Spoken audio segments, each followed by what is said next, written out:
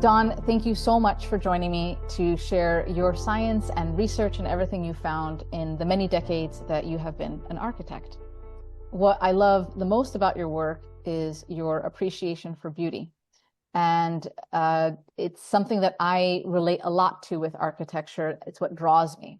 And what excites me is that you have done research on this. And it's not just that you've done research, but you've brought it to practice, in your architectural practice. So I look forward to hearing your presentation about how all of this comes together. And I would love it if you could introduce yourself, because I know there's a million things that I have missed that you have in your history. Oh, well, thank you so much. I'm honored to be with you. So I've been practicing architecture for 50 years now, and it's been a discovery process about connecting beauty with the built environment and what our notions of beauty are and how we process the emotions of beauty. And it affects our health and well-being directly. There's no question about it. And it's been a great journey. So I've been lecturing and writing about it for roughly 20 years now. And it's growing by leaps and bounds. I told somebody the other day that I thought a brush fire was going through the profession, grabbing on to health and well-being as being an important component of all design briefs now. So anyway, I think what I've been looking into is the components of beauty and why it's so important.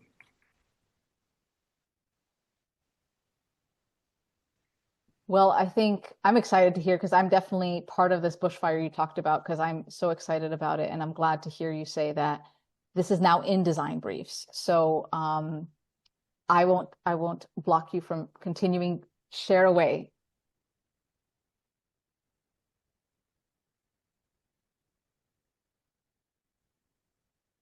Oh, great. Thanks. There's not a neutral point. Design either improves your health or it diminishes it. And why is that? There's some reasons which I'll try to cover here briefly.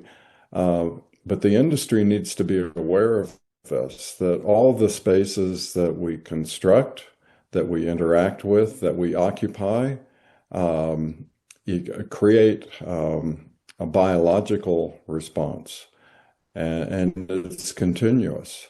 And as this slide is presenting, it's not neutral. And I think oftentimes when industry does acknowledge the fact that there are two sides of the coin here, when that's acknowledged, then it's also looked at as being equal, that the side of the coin that creates an exciting adrenalized reaction is the same as the side of the coin that's creating a beautiful rest and relaxation reaction. And it's being treated, when it is acknowledged, as equals. Well, in fact, it's not. Beauty has a much more important role in our lives than we're giving it credit for.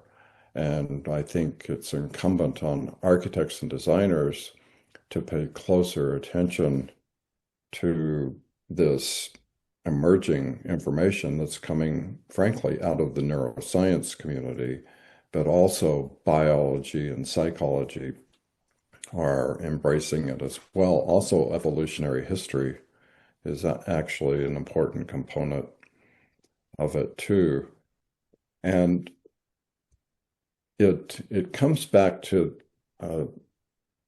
we are been creating for a number of years spaces that excite us and that are interesting and unique. And this is all good, and it serves an important component of our neurological processing, because exciting and unique actually is something that helps your brain stay active and keeps your sense of curiosity alive. But there's another side of the coin, as I've mentioned, which is rest and relaxation. So this space here is a really unique, exciting, interesting space. But as you walk through this space, your brain is desperately trying to find patterns that it recognizes and trying to understand what it is. And this is a particularly difficult space because the stairs are angled to the walls that are angled, and then the angles overhead. So your inner ear is telling you one thing where your balance point is, and your eyes are telling you another. And there actually have been quite a few accidents on this stair, Oh dear. incidentally, because people are having a hard time negotiating it because their senses are Hmm. telling them one thing, and they're having a difficult time neurologically deciphering it. Well, here's an example of a different kind of space. So, and while I've spent my career um, kind of championing traditional architecture, we also do a lot of contemporary architecture as well. And I think what we've found is that there are patterns, and that's how your brain processes the visual world, is that in patterns, which are packets of information, um, there are patterns that repeat, whether it's contemporary architecture or traditional architecture, that elicit a certain emotional and neurological response on the positive rest and relaxation side. So this space is composed of a pattern known as a 3 by 3, otherwise sometimes referred to as 9 square, which is an architectural term. But the 3 by 3 pattern is actually a left, center, right, top, center, bottom, which has a lot to do with a pattern that we're born looking for. So um, the question that I often ask is, are we subconsciously, as this appears on the screen, are we subconsciously aware of rooms that we routinely approach or avoid? So there, approach and avoid is an important component of this because within less than half a second, you decide whether you're going to approach something or you're going to avoid it. And it has to do with ancient brain processing versus modern brain processing, and otherwise known as top down versus bottom up. Hmm. And bottom up is emotional, which is aligned with parasympathetic inputs, and top down tends to be more feelings, which has less of a role in our lives. And I'll show you this slide here in a second. So here's an example of a typical cross-section of a brain showing emotions happening, coming up, bottom up into the ancient brain, Hmm. and then the modern brain wrapping over. Well, what happens is the emotions turn into feelings in the modern brain. Well, there are over 11 million bits of information per second come into the ancient brain through our autonomic nervous system, but only 50 of those are passed on to the modern brain for processing. And that's when it's those bits of information are passed on to the modern brain, you become aware of the feeling. So everything else is happening below conscious awareness at a subliminal level. So your brain is constantly working for you to protect you and looking for pleasure. Those are the two fundamental emotions. Hmm. And when there's something important to pay attention to alert you to danger, or that there's something that ignites your curiosity, then Hmm. it will notify the modern brain. So there's so much going on at the below conscious awareness level. It's truly the operating system that makes our lives possible. And it's in this So, operating level that beauty is important. yes, definitely, because um, beauty is actually an emotional reaction to patterns that your brain recognizes as being safe and pleasurable. Mm. And when your brain is confronted with patterns it doesn't understand, and your brain likes to predict things, it's based on experience and repetition, and it likes to predict things because it doesn't like to use up extra energy to process information that's too new and too unique. So that slide I showed you of the stairs, the angled stairs, is such a unique space. You have to stop. Your brain has to figure out what it is and how is it going to negotiate it, and is it going to be threatening to your survival? Mm. Well, all of that additional processing is known as stress. So, Mm. and that's where we get into the nitty-gritty of health and well-being, because there are ramifications of stress are pretty remarkable, Yes. as you well know. I'm going to run through these. These are beauty is there's really two kinds of beauty. Mm-hmm. There's the beauty that we're born looking for, and then the beauty that we inherit as we go through life learning. And so there's acquired beauty, notions of acquired beauty, and then notions of inherited beauty. Well, inherited beauty is something that has informed our neurological architecture over millions of years. And it's passed on from generation to generation. This would be one of the examples. We've lived with the stars since humankind started on the evolutionary journey. Also biophilic forms. But probably the most important to interior designers is the form. This is also another important form, the broad view. Um, and I tell this story often. We have clients that purchase views like this. And here, I live and work in Colorado, so we have this gorgeous landscape to look at. And clients will pay, quite a lot of money to obtain a view like this, a broad, long view that elicits a sense of well-being. And there's a reason why, and I'll show you here in just a second. Mm-hmm. But I've had clients tell me, I don't care what you do with the house, just take care of this view. Mm. And well, the reason is it's making them feel well. Now, they don't understand the science behind it and all the emotions that are happening, Mm-hmm. but the bottom line is they're standing there with a feeling, basically dopamine and endorphins are rushing into their bloodstream because their ancient brain is telling them this is safe and this is approachable. Mm-hmm. So, So they can be calm and not stressed. exactly. Mm-hmm. So now, dealing with a view, there's a whole set of components that you have to manage so that the the stress of looking at a really big picture can also be mitigated. This is a large scale image that you are processing. Mm-hmm. Your brain needs medium scale and small scale also.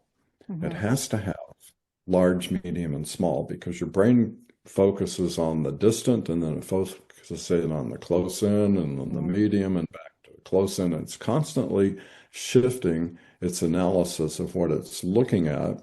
And that shift is keeping your brain active Mm-hmm. and in shape. It's like going to the gym.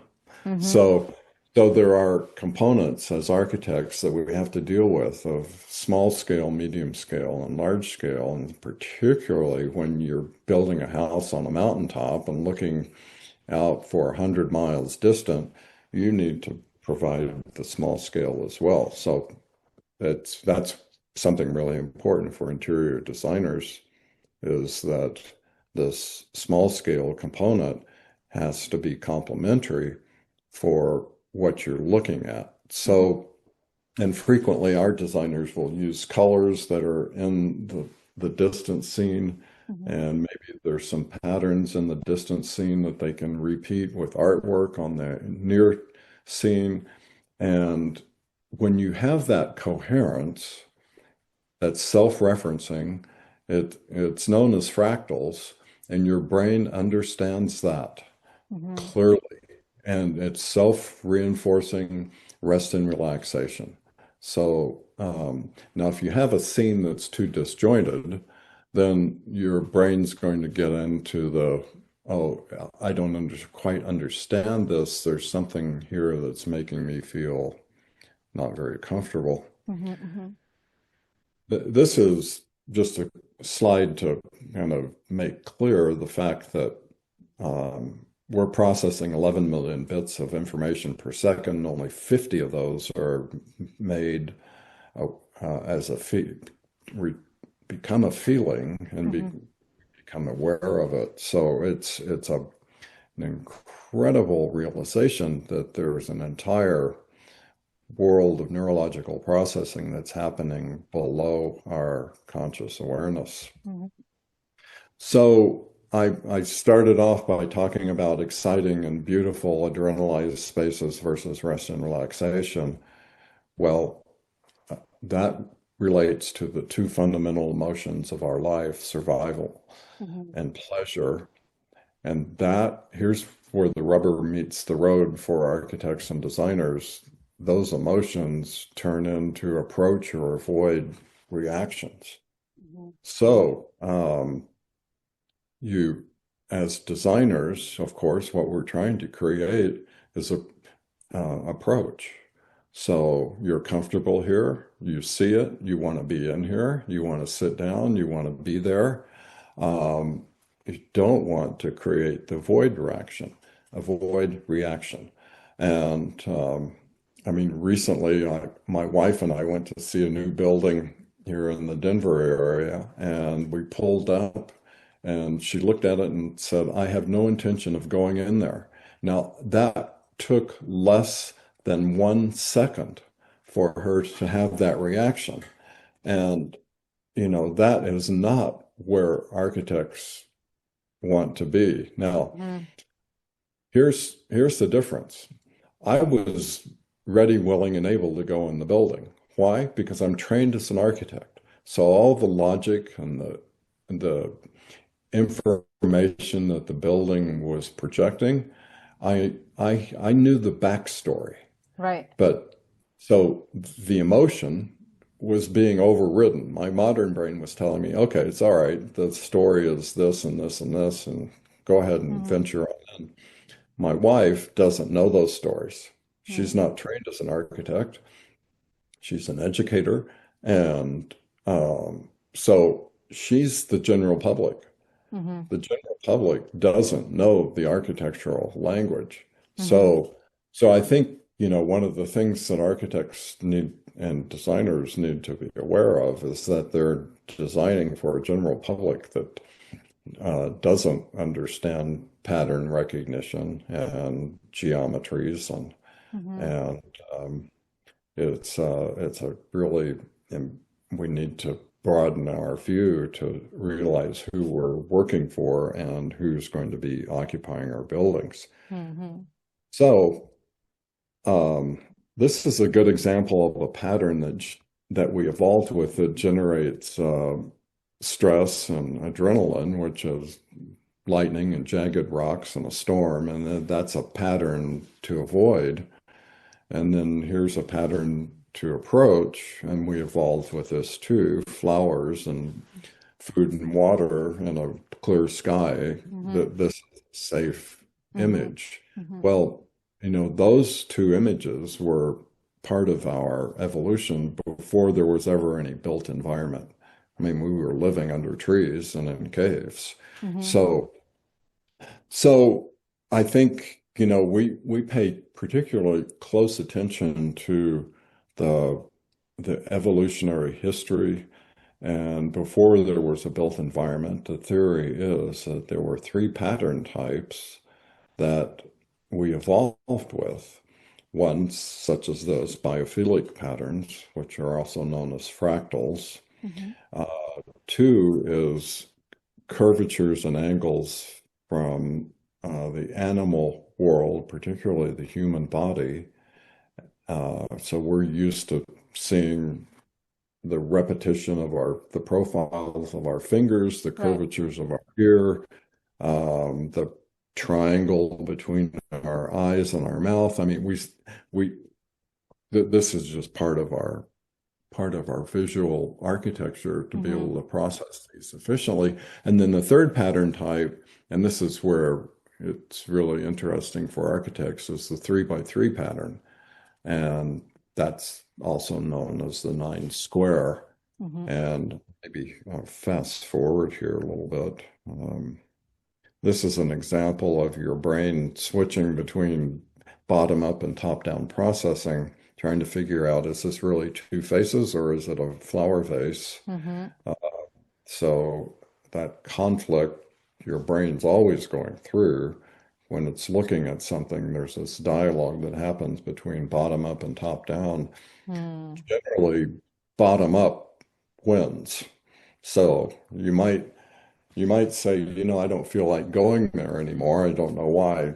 Can't put it into words. I just don't feel like it. Well, that's a bottom up processing. And then your brain might say, well, let's go ahead and go. So then you go and you understand, I don't feel so well in here. So there's this dialogue, this internal dialogue that happens with all Mm-hmm. of us. Um, so let's see, I'm going to go through this. Um, so this is an image of a broad view that I use a lot Mm-hmm. as being rest and relaxation. Mm-hmm. Uh, so it's a biophilic image, trees, grass, soft landscape. Our ancestors would come upon this and know that it was a good place to raise offspring in, that the Mm-hmm. food and water was available. They could tell whether bad weather was coming, Mm-hmm. predators were out there. This is another image on the other side of the equation, Mm-hmm. which generates an avoid reaction. Mm-hmm. So I'm going to go through these.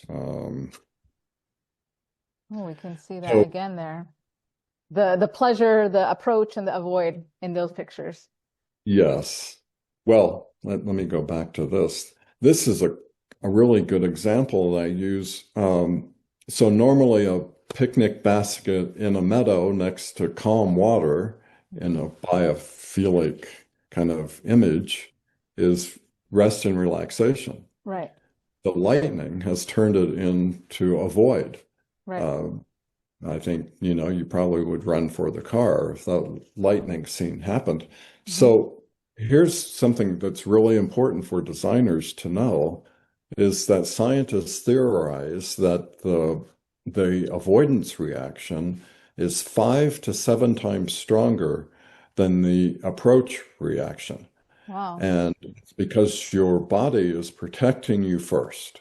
So Mm. anything that has is giving you the signal of avoidance is going to override, approach. Mm-hmm. So what we've found as architects is that we need to design with approach in mind, and then we let any kind of unique, kind of interesting gestures that we insert into the building or into the space be malleable, that Mm-hmm. it's artwork or sculpture or area Mm-hmm. rugs, but Mm-hmm. the underlying fabric is rest and relaxation, some of Mm-hmm. geometric organization. So, but that's a really important point for me to make here is it's 5 to 7 times stronger. So it doesn't take many um, adrenalized, exciting inputs to counterbalance a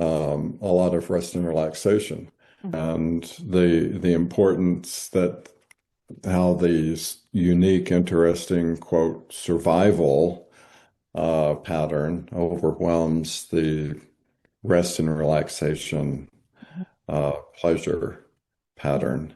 Mm-hmm. So it's your brain is looking for uniqueness always because the but you just needed a little burst. Um, and here's the saying that goes along with that: stress makes us stronger, but pleasure mitigates the negative components of stress. Mhm. So, a life that's all stressful is no good. We know that.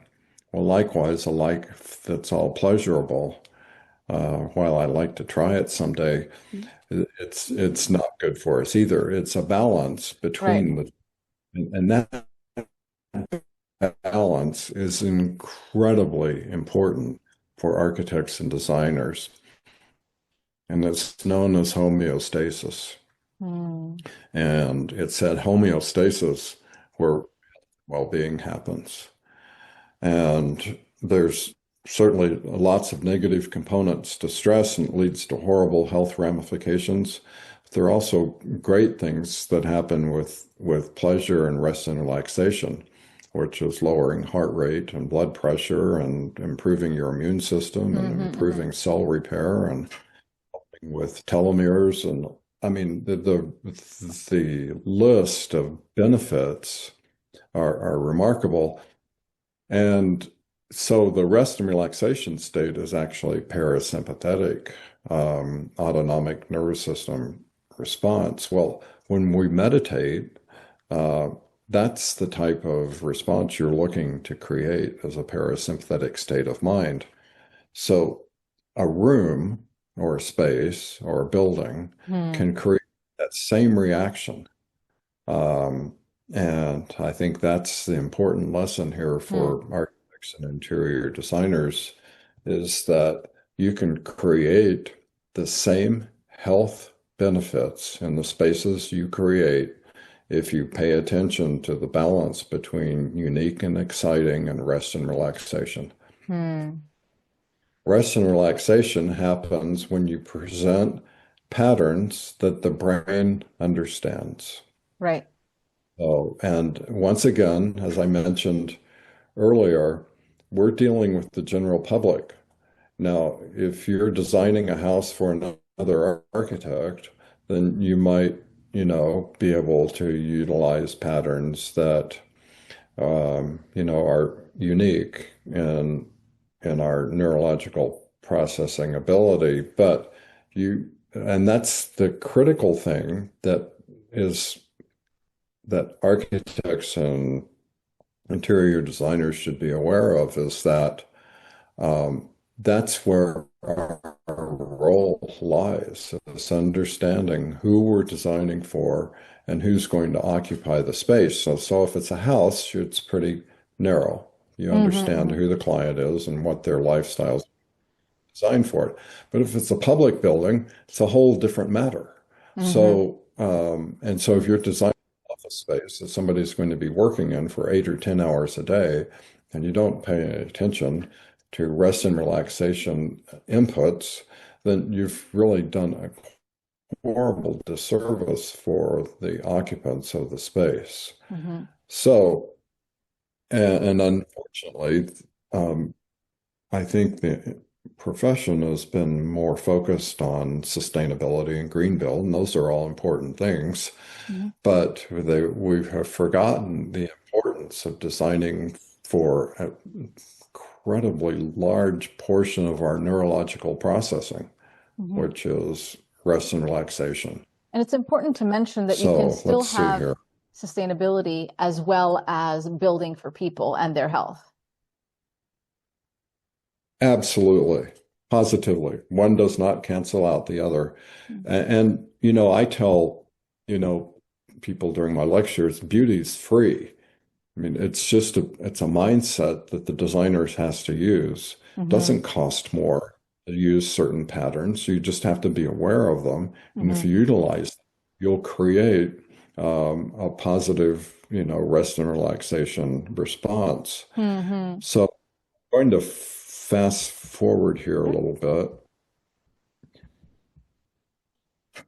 So this is a house we designed here in the Denver area, and I'm showing a 3 by 3 grid overlaid onto it. Mm-hmm. So 3 by 3, otherwise known as bilateral symmetry. Mm-hmm. So it's a center line, some, equal balance on the left and the right. Now, our Mm-hmm. brain is so good at finding this pattern in our environments that it doesn't have to be symmetrical.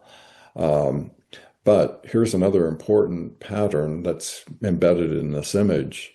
The two chimneys in the door are what we call upper left, upper right, and bottom center. That's an incredibly important pattern to humankind, and I'm going to show you why. Mm-hmm. Now, here's an example of the pattern occurring. Just let's say this is a typical living room wall with a fireplace. Mm-hmm. So at a large scale and small scale. So it's once again, it's important to have self-referring geometries Mm-hmm. in your, so you can't just have one simple one and call it a day. Mm-hmm. Uh, Need to reinforce it at different levels to create a sense of curiosity and enlivenment. Mm-hmm. So these are famous, beautiful buildings in the world that all use the 3 by 3 pattern. Mm-hmm.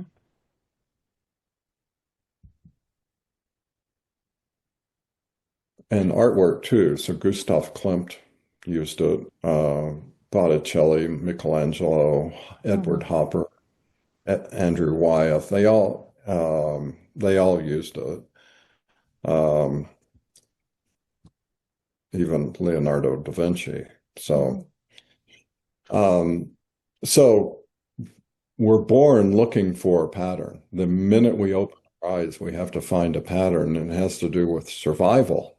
Mm-hmm. And it also then folds into pleasure. And Mm-hmm. that pattern is this. Now, this is what a child sees when they're first born, and Mm-hmm. they have to find it. Now, scientists have taken this pattern and shown it to children upside down, and the child doesn't respond. This is the pattern that equals survival Mm-hmm. for the child. Mm-hmm. And if the child doesn't find it, they don't survive Mm-hmm. because as humans, we're not self-sufficient upon birth. We have to be nurtured. So so this pattern is embedded in our neurological architecture as we have to find it Mm-hmm. and looking for it every day, all day long for the rest of our lives. So here's a geometric progression from the first image to a harder geometry, and this is emphasizing upper left, upper right, bottom center, and then there's the 3 by 3 graphic on the right-hand side. Well, here it is applied to a traditional building. Now it's, as I mentioned, pareidolia, which is looking and creating patterns that we recognize, facial patterns Mm-hmm. in unknown forms. So you might see a face in your gravel drive or in a cloud um, or in a leaf pattern. Mm-hmm. So so the important thing here is your eye is looking for left, center, right, top, center, bottom. So here it is on a traditional building, then overlaid onto a face, and then Mm-hmm. finally the facial diagram. And this is why the So chimneys were important in relation to the entrance. two eyes and the mouth. Mm-hmm. That's the upper left, upper right, and bottom center of this image. Well, here it is, just kind of going through it. Mm. But why is it important?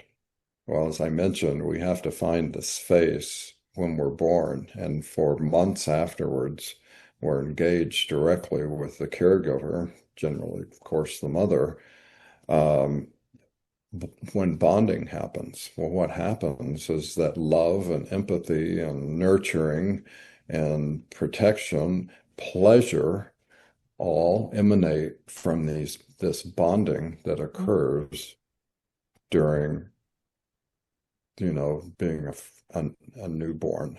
Mm-hmm. And so, well, we learn that this pattern equals, feeling good, feeling Mm-hmm. well. And we project this pattern when we into when we see it in the architecture, it initiates something known as the mesolimbic reward pathway. And I'll show you that here in just a second. But here's all of these buildings, famous images around the world, have a left, center, right, top, center, bottom, and then upper left, upper right, and bottom center over and over and over. Mhm. So it's not just once. Even Lewis Kahn's Salk Institute, the buildings on the left are upper left, the buildings on the right are upper right, and the trough, the ending position of the trough in the foreground is the bottom center. Mhm. But then also notice that there's background, which is the sky, middle ground, which is the ocean, and foreground, which is the plaza. So that's one, two, three, and then there's left, center, right. So even something as austere as Louis Kahn's Salk engenders this sensibility of beauty and rest and relaxation and pleasure. When people walk into that courtyard, they stop right where this picture is taken. And why do they stop there? Because they see intuitively the pattern that they recognize: left, center, right, top, center, bottom. And it's absolutely incredible to watch people walk up the steps and into this plaza. And anyway, I'm going to say also the same pattern occurs in another important component of our lives, and that's our family pets. Mhm. So, so why do we project such emotions into the these pets that we nurture and take care of for years and years and years? Mhm. It's because it's activating something known as the mesolimbic reward pathway, and that was activated during bonding that happens with children, and it puts endorphins and dopamine into our bloodstream and makes us feel well. And it's just incredible to realize that architecture does the same thing. So, and interior design. And once again, that homeostatic balance is really important because you can't have a space that's too boring. So it Right. can't all be 3 by 3, blah, blah, blah. I mean, you've got to have some unique and curiosity in a space. And I'm going to show you. Here's a kind of a classical space, but with some unique patterns that are interjected. But the overall sense here is that it's decipherable. Your brain understands it. There's nothing here that's too off-putting or stressful, stress-inducing. But there's still this sense of curiosity. Well, why is the floor pattern is this and the window pattern is such and such? And Hmm. so there's just a really great homeostatic blend here in this space. So, and they also threw in some flowers for fun. So um, that I'm not going to go back to. I've already talked about that.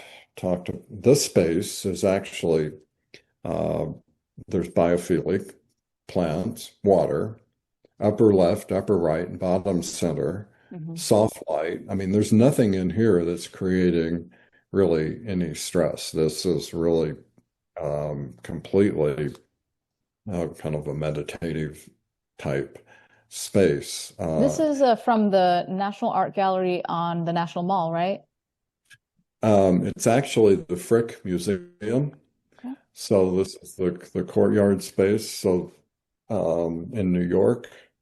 So I don't know if you've been there, but it's a No, pretty it's amazing. you need to go the next time you're there. On my Um, to-do list. okay.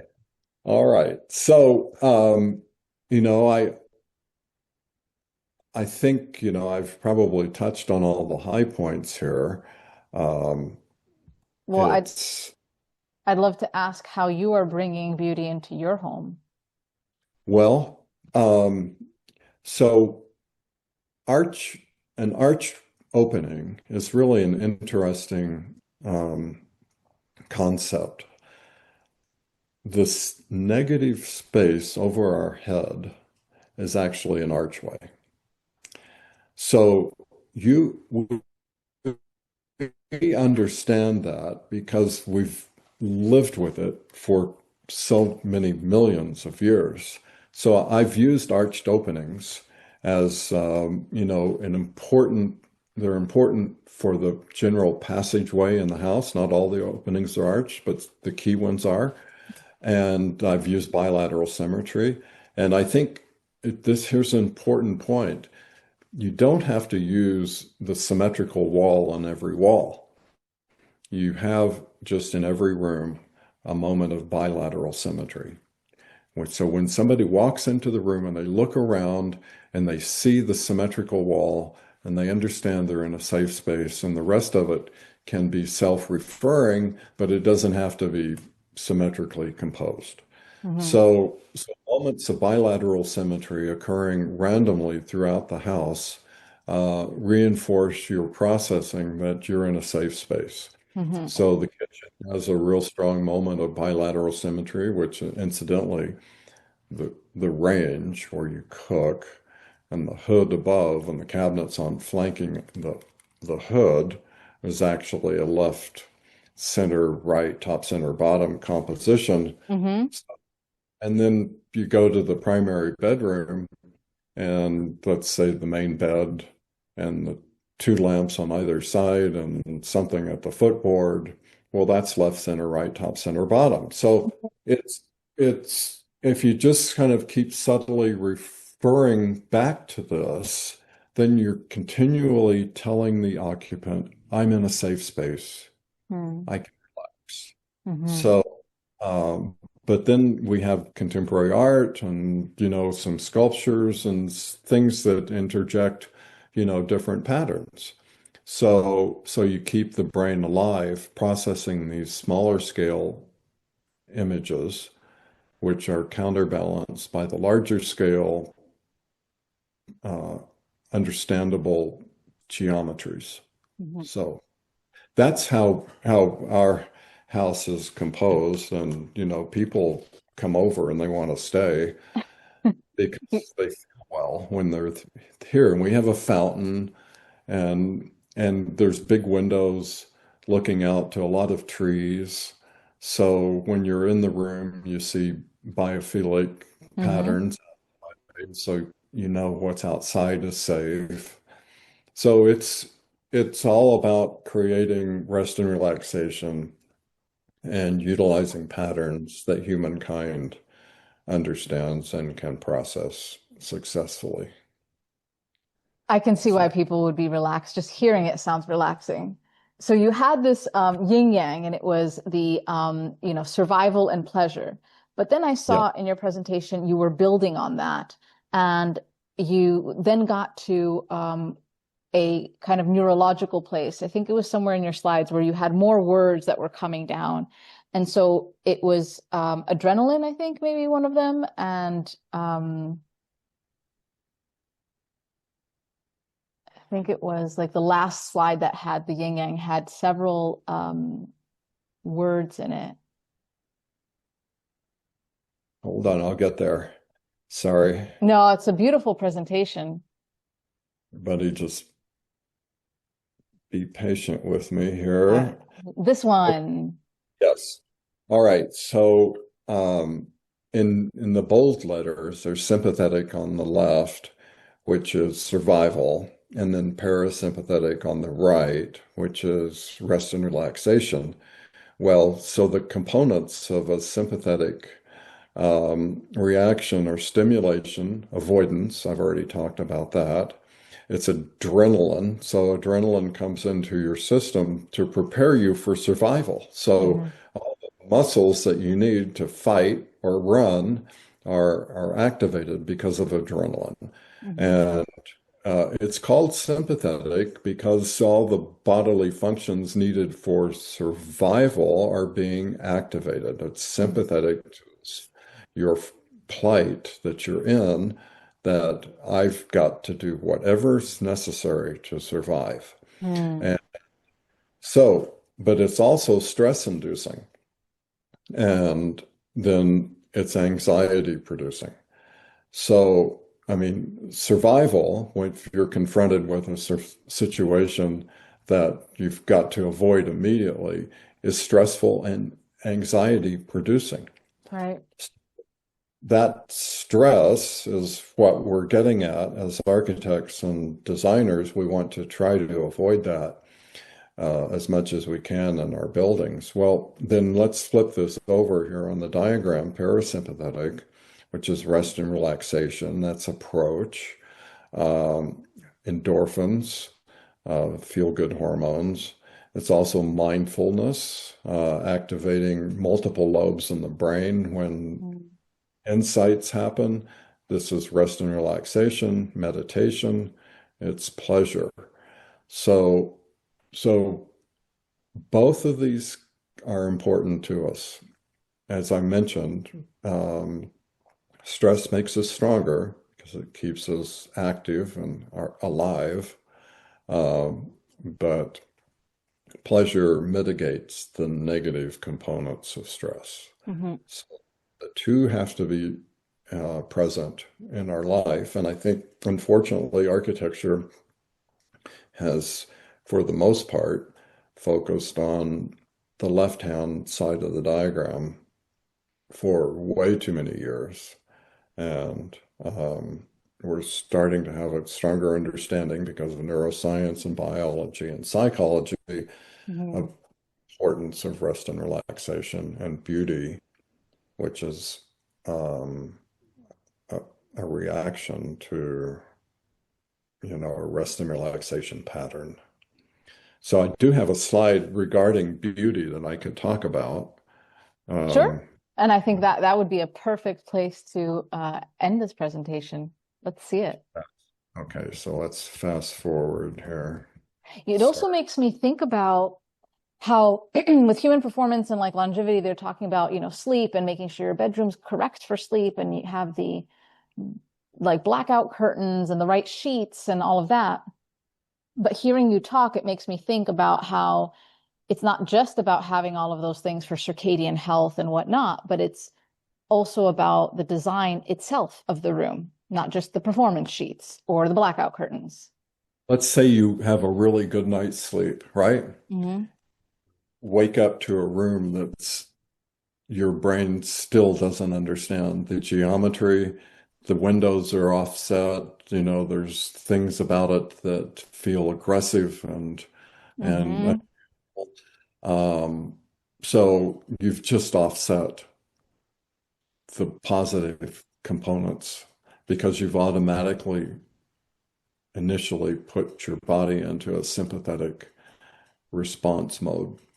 So I I mean, how many times have you awakened and then all of a sudden you're confronted with a stressful situation and your whole day has changed? Well, Hmm. your architecture does that. Your Hmm. interior design does that. So here's a slide that I go through quite often with, it's in my book and then it's in this presentation. It's a three-step process that we go through to anoint something as beautiful. Hmm. First, there's curiosity. So it has to catch our attention Hmm. and it has to be approachable. And then that curiosity leads to anticipation. So because it was approachable, then it starts to activate the mesolimbic reward pathway in your brain. So Yeah. the more you look at it, you're going, okay, this is really good. I kind of like this. This is good. And then you start to feel well. So it puts endorphins into your bloodstream, and the flow of endorphins into the bloodstream results in the feeling of being well and feeling well. And that results in the verbal proclamation, that's beautiful. Mm. So it's a three-step process, curiosity, anticipation, and pleasure, that results in the proclamation that something's beautiful. Now, it's a circular process. If it's a self-referring pattern and you have geometries that are occurring at large scale, middle scale, small scale, then you continue to look at it. And this is where something like the Mona Lisa comes into effect. Hmm. You see it, and you process it, and you look more and you see another pattern, and you process this and you look, that continual processing is, well, that's really beautiful, it's amazing, I can't believe it, that's so beautiful, I don't know how to put it into words, because Hmm. your bloodstream's being overflowing with endorphins and dopamine. It's hard to process. So I think when you stand at the the large entry site of Notre Dame and you look at the two towers and the main entry portal, but then you start to look at the smaller patterns that occur all over the building, and they're all 3 by 3, or upper left, upper right, bottom Hmm. center. So it's just, it's an endless parade of beauty reactions that just is overwhelming, frankly. So, Hmm. and that's one of the reasons that the Mona Lisa is so incredibly, popular with the general populace. The background for the Mona Lisa is a river with a Hmm. broad view. And the three brightest spots on the painting are in upper left, upper right, and bottom center. So it's it's just absolutely astounding when you look at it, uh, Hmm. that's in there. But your brain can't process it simplistically. It just realizes your autonomic nervous system realizes that this is good to look at, and we enjoy this. I will never look at the Mona Lisa or my bedroom the same again, thanks to you. Well, You- You've explained it so well. It's so easy to understand now, and I'm going to be looking for this everywhere. And I love how this is something that really has an impact on our well-being, on the way that our body works, the hormones and all of that. And it's like you said, it's free. You can reorganize your bedroom in a different way. You can hang your paintings in a certain way. You can choose your art or your wallpaper in a certain way. And similarly, even if you can't build a home of your own, you can look for a home that has these characteristics. exactly. Exactly. I was on a podcast recently with a professional from Florence, Italy. She had no idea. So I know we went through this similar discussion, and she wrote me about a month later, and she said, "You've changed the way I see this world." Well, I'm just presenting self-evident information that's coming out of the neuroscience community and biology and psychology. I haven't invented anything here. I'm just making it obvious to people. And that's exactly what we need. Thank you so much, Don, for this. I so appreciate it. Okay, you're amazing. And Thank you. people can find your book on Amazon. You have actually more than one book. Could you share a little bit about the books that you've written? Um, well, yes, there's beauty, neuroscience, and architecture, and that's on Amazon. And then we wrote a book recently about a house that we designed called Pond Bank, Pondbank, and it also is on Amazon. And then three books. Most recently is the International Handbook of Neuroscience and the Built Environment, and I authored a chapter in there along with my co-author, Natalie Ricci, um, and then a couple of other books that Anne Sussman helped put together, UX plus design and designing or programming for health and well-being. So, it's been a busy few years, and I may be starting to work on another book. So, Well, we need another one. It should just be called Beauty. The end. That's the name of it. Thank you so much, Don. I greatly appreciate it. well, thank you. You're amazing. Sure appreciate all you're doing. So, thank you. Thank you.